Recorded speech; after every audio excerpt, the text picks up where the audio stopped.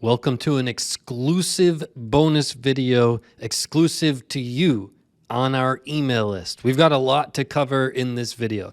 I want to cover my opinion of this weekly stochastic RSI cross that is potentially about to happen. Something that we have been waiting months and months for. Something that could potentially battle the 2-month gravestone doji.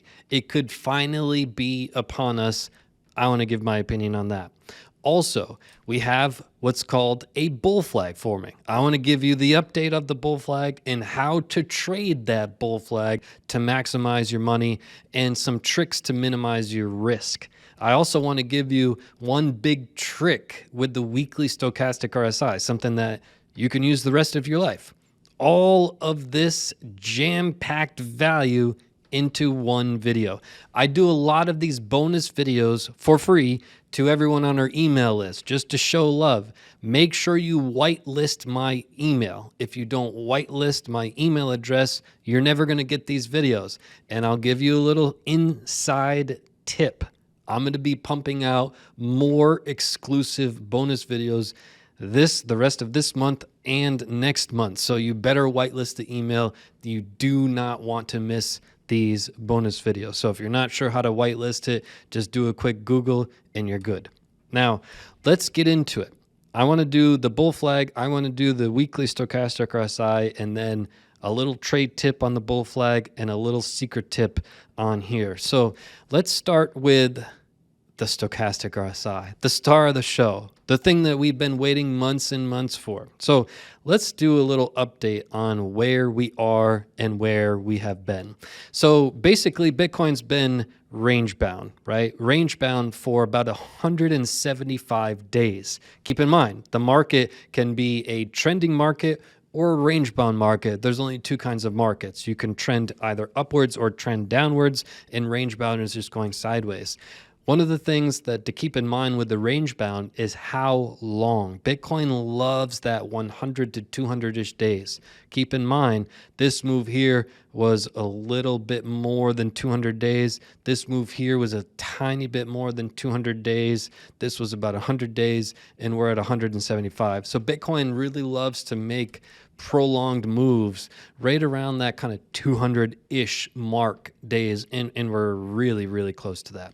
So what has happened is Bitcoin went pretty parabolic in our stochastic RSI, prolonged bullishness for an extended period of time. Case in point, take a look.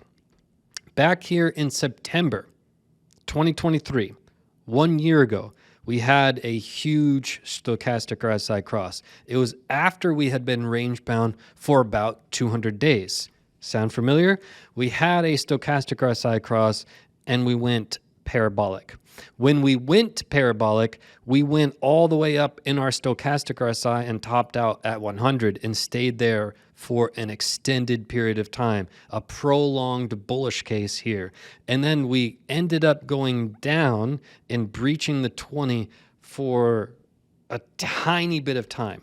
And then we went right back to being absolutely prolonged, overextended bullish. Now, what typically happens with that is you see a period, everything reverts back to the mean. So if we spent way too long being bullish and we didn't really have time to cool off, and we did it again on the next one and we stayed bullish for too long, we needed time to really cool off. Everything reverts back to the mean. Case in point, look at any time that we had a prolonged time of bearishness in the stochastic RSI. It was right after a ridiculous amount of bullishness and not enough time below the 20 and way too long up at the 100. That's why we had this period here. Everything reverts back to the average. So this is a huge tip that you can use the rest of your life. When you're in a situation where it's like, wow, we've been prolonged bullish for so long, we're going to have a period of bearishness under that 20 level. So what we've had prior is prolonged bullishness, no time to really cool off and really reset what we were doing. We had this period here just below the 20, but really moments below the 20 and then back up. So what we had seen back here in May is we had a cross up. So May, we had a cross up, and it turned out to be a fake out, a false positive, right? So we ended up going from our base down here, about 56,000, and we rallied back up to our resistance zone with that fake out.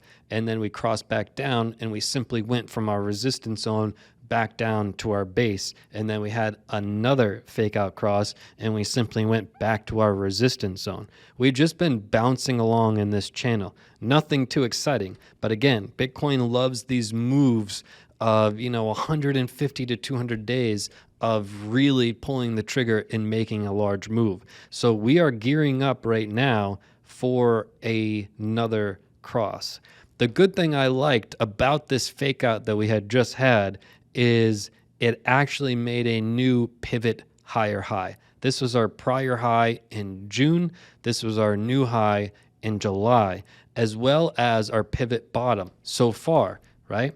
This was our pivot low, and this is potentially our pivot higher low with a potential cross. So that's something to keep in mind just structurally. You want to see that going into this cross. Now, here's what we want to look for, right?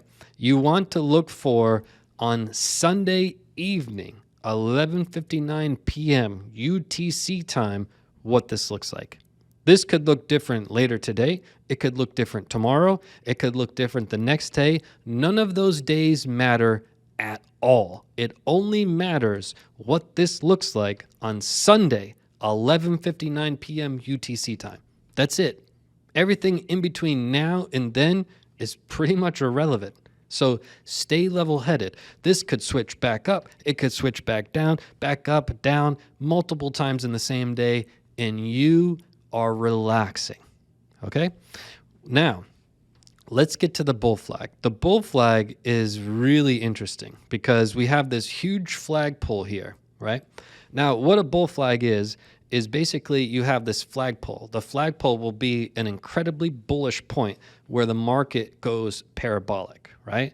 When it goes parabolic, it creates this almost like a flagpole. It's straight up. Once you have this extreme bullishness enter the market, usually there's a consolidation period, but it consolidates into a specific formation. Case in point, a bull flag. So what we're going to do here, just to keep it simple, we'll go ahead and hide this. We'll go ahead and delete this and delete this. Now, what you want to see on a bull flag is you want to see parallel lines, right? So you come from up here to down here, you can see that we have this channel here, where you essentially have a high, a lower high, a lower high, and a lower high, multiple touch points with consecutive lower highs.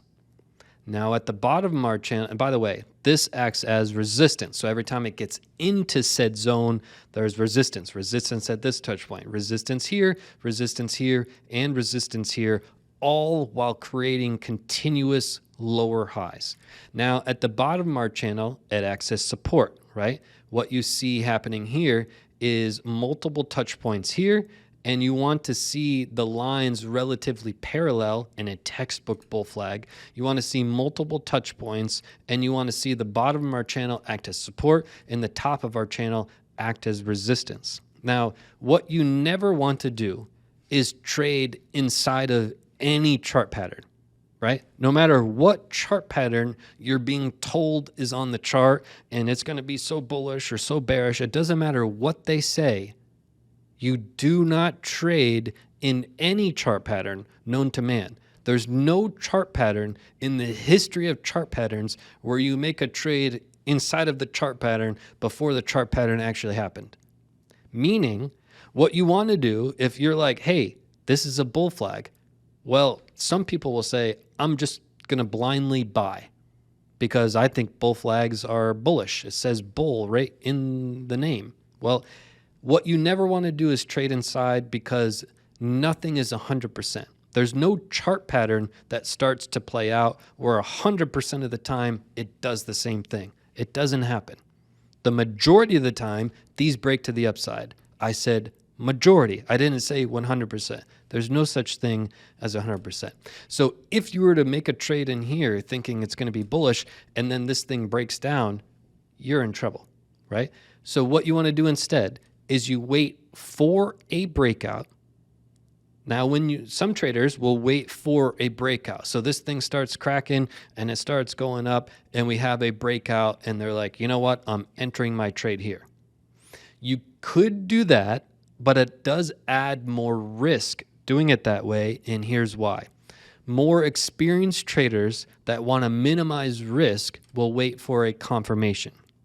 So we're looking at the weekly time frame, right? Depending on what time frame you're looking at, you wait for a breakout or a breakthrough, right? It's any candle that breaks above here, and you wait for the closing of that candle. Once that closes, that's called the breakout candle. You can trade on the breakout, but more risk.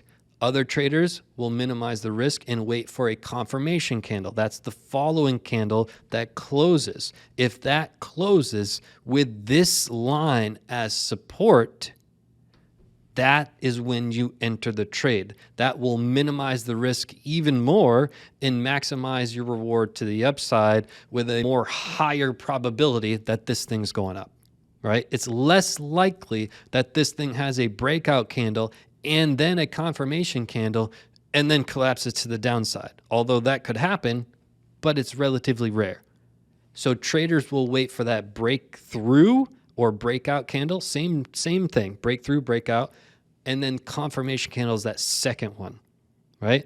It's that candle that actually closes, keep in mind. So that's how to trade this, right? When you pair all of this together, you say, okay, we're in a bull flag, and we're getting ready for a stochastic RSI cross. Isn't this thing like 100%? Nothing's 100%. At the same time, we do have this trend line, which we talked about in the YouTube channel. We also talked about how when you break a long-term trend line, these things are pretty good. When you break it, there's a lot of momentum on our side and pushing prices upward. All of these things are true. We just need to wait for actual confirmations in the charts so we can go based on facts. Right now, we're still inside of a bull flag and we still haven't had this cross and we still haven't had this breakthrough. All of those things are true at the moment. There's no definitive yes or no or bullish or bearish. There's just the facts that we have stated right here.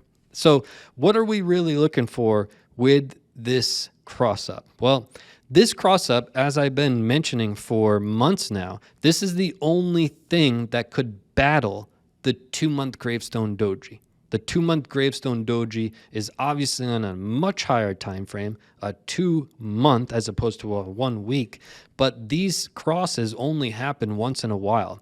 You know, a couple times a year, you can get a stochastic RSI cross, and those happen to be when the most bullishness enters the market. We happen to be coming off of not one, but 2 false signals, both of which continued our move inside of this bull flag and continued this range-bound move that Bitcoin loves to do, especially after a parabolic move. So all of these things are lining up on the charts. And this could be Bitcoin's chance to make a new all-time high. As I mentioned months ago, Bitcoin will not make a new all-time high and will not have a chance to unless it has a weekly stochastic RSI cross. That's something I said months and months and months ago, and we could be on the cusp of that.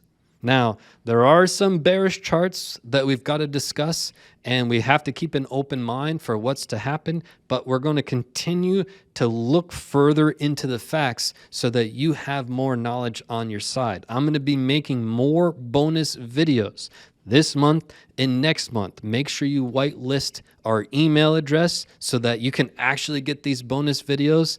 Put a comment, throw a like on them, and I'll see you right here in the next bonus video. Peace and love to the fellow underdogs.